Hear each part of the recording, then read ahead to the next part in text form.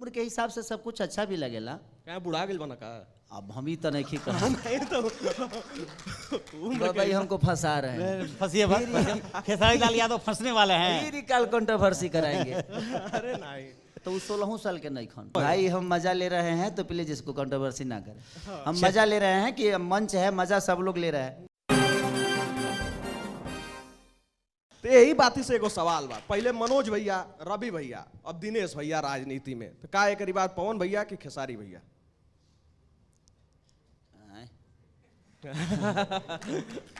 हम तो नहीं खियावे वाला। हो सकेला जो वो आवस जैसे जे उम्र के हिसाब से सब कुछ अच्छा भी लगेला। क्या बुढ़ा गेल बना का? अब हम ही तो नहीं कहा नहीं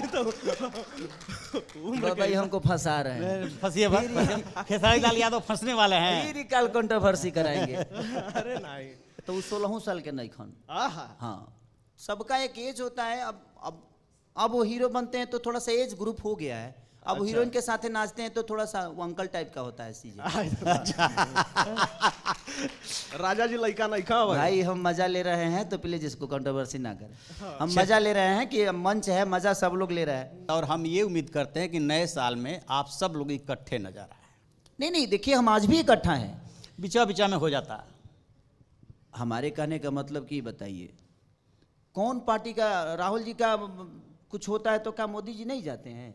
जाते हैं। समय समय के हिसाब से सब लोग एक दूसरे के पूरक हैं, लेकिन कुछ पब्लिकली ऐसी चीजें हैं जो उसको जाहिर नहीं किया जा सकता है। अरे सोशल मीडिया पे जो रोआ रोहट होके लागला देख के बड़ा खराब लागला। अच्छा ही बताइए आज होता तब न तो हमरे के बोलले बन। अरे वाह क्या बात बा ना होई तो हमरे के पूछी। बहुत अच्छा बहुत अच्छा। मैं चाहता हूँ आखिरी तक कुछ नहीं बोलूं, चुप रहूं। नहीं बोलता हूँ।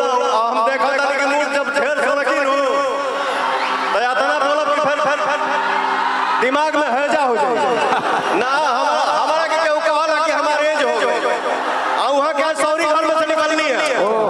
बजाओ सोहर बजाओ।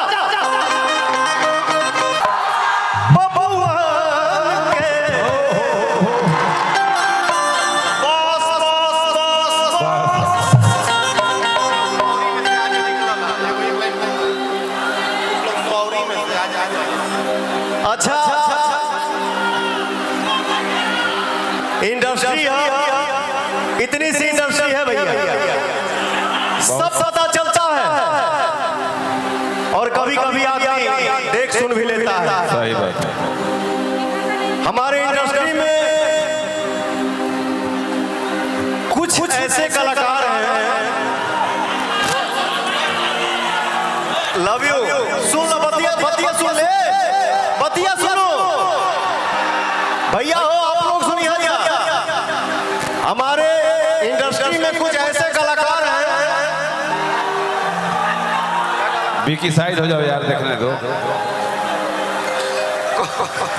क्या करें ब्रदर, सुनता हूं तो हंसी आती है।